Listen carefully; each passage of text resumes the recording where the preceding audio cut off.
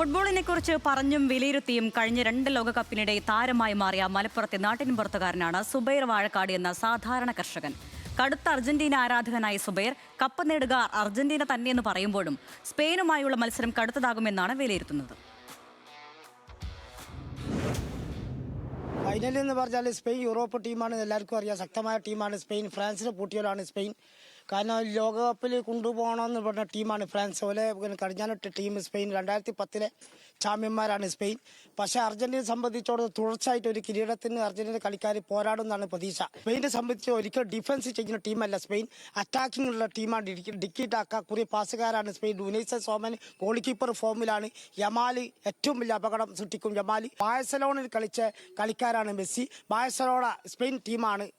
അപ്പോൾ ഓൾക്ക് ആ ബാഴ്സലോണ പാരമ്പര്യം ഉണ്ടാകുമല്ലോ. അപ്പോൾ അത് പോരാ. മാത്രമല്ല ഫൈനലിസിമ എന്ന് പറഞ്ഞൊരു മത്സരം അമേരിക്കൻ്റെ യുദ്ധത്തിൻ്റെ പ്രശ്നം കൊണ്ട് ഖത്തറിൽ നടക്കാതെ പോയി. അപ്പോൾ ഇതിൽ ഫൈനലിസമിൻ്റെ ഒരു കളിയും കൂടിയാണ് ഈ കളി. ഒരു യൂറോപ്യൻ രാഷ്ട്രവും ലാറ്റിൻ അമേരിക്കൻ രാജ്യമുള്ള പോരാട്ടമാണ്. അപ്പം കഠിനമായ ഒരു എക്സ്ട്രാ ടൈം എഴുതി തള്ളണ്ട. എൻ്റെ അഭിപ്രായത്തിൽ, ഞാനൊരു അർജന്റീന ആണെന്ന് ലോകത്തെല്ലാവർക്കും അറിയാം. പക്ഷേ ആ അടിസ്ഥാനത്തിൽ സ്പെയിൻ എഴുതി തള്ളില്ല. അർജന്റീന നേടിയെന്നാണ് വിശ്വാസം. ബ്രസീലിന് സംഭവിച്ച കാർലോസ് ആഞ്ചലോട്ടി എന്ന് പറഞ്ഞ കോച്ച് നെയ്മറിനെ പൂർണ്ണമായി ഉപയോഗപ്പെടുത്തില്ല. നെയ്മറിനെ പരിക്കുണ്ടിയാൽ നെയ്മർ ആ കളത്തിലുണ്ടെങ്കിൽ നോർവേ അങ്കലാപ്പിലായിനി.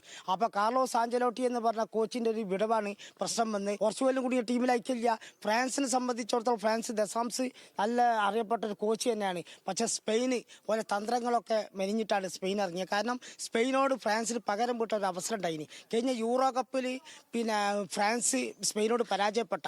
അപ്പോൾ അതനുസരിച്ച് ദശാംസ് ചെറിയ പോരായ്മ വന്നോ ഒരു സംശയമുണ്ട്. കാരണം പകരം വിട്ടേണ്ടി സ്പെയിൻ അത് സാധിക്കാതെ പോയി. മാത്രമല്ല എംബാപ്പയും അവിടെ ഉസ്മാൻ ഡംബല, ബാർക്കോള, ഒലീസ ആരും നമ്മൾ കളത്ത് കണ്ടില്ല സ്പെയിനെതിരെ. നാണം കെട്ടിട്ടാണ് ഫ്രാൻസ് പോയി. ഇപ്പം 3-ാം സ്ഥാനമുണ്ട്.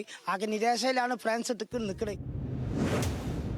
48 രാജ്യം ഫിഫ കൊണ്ടുവന്ന് നല്ല കാര്യം കാണാൻ ഒരുവിധം രാജ്യങ്ങൾക്ക് യോഗി നടപ്പോൾ ശക്തി എന്ന ആഫ്രിക്കൻ രാജ്യങ്ങളുടെ ഒരു ലോകകപ്പ് തന്നെ വിശേഷിക്കാം.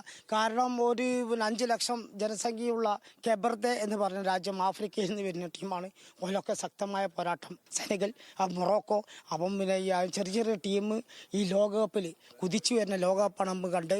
30 ലോകകപ്പിലും ഇങ്ങനെ ചെറിയ ചെറിയ രാജ്യം മുന്നോട്ട് പോകാനാണ് സാധ്യത. പാരമ്പര്യ ടീമുകളൊക്കെ പതർച്ചയിലേക്ക് പോണ ഒരു ലോകകപ്പാണ്. അത് പിടിച്ചു നിന്ന് ഇപ്പോൾ അവസാന സമയത്ത് അർജന്റീന മാത്രമേ ഉള്ളൂ. പാരമ്പര്യ ടീമുകൾ ജർമ്മനി അടക്കം പുറത്തു പോയി. ഇനി വരാൻ പോണ ലോകകപ്പിലൊക്കെ ചെറിയ ചെറിയ മീനുകൾ കുതിച്ചുയർന്ന ലോകകപ്പാനാണ് സാധ്യത.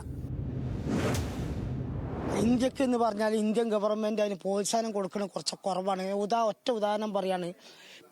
കെബർദെ എന്ന് പറഞ്ഞ ചെറിയ രാജ്യം കളിക്കുമ്പോൾ കെബർദൻ്റെ പ്രസിഡന്റ് ലോകത്തെ ഏറ്റവും വലിയ ടീമാണ് അർജന്റീന. അവരെ പൊട്ടിച്ചിരിക്കും എന്ന് പറഞ്ഞാൽ പ്രസിഡന്റ് കൂടി രംഗത്ത് വന്ന്.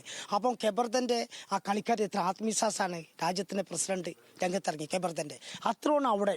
അപ്പോൾ അതേമാതിരി നമ്മൾ ഇന്ത്യൻ ഗവൺമെൻറ് പ്രോത്സാഹനം കൊടുത്തിട്ട് ഇന്ത്യൻ ഗവൺമെൻറ് കൂടി പ്രോത്സാഹനം നൽകണം എന്നാണ് പറയാനുള്ളത്. എന്നിട്ട് രാജ്യത്തെ ഇന്ത്യ ഇപ്പം ഫുട്ബോളിലൊക്കെ ISL വന്നാലും പാട് മാറ്റം ഇന്ത്യക്ക് സംഭവിച്ചതിന്.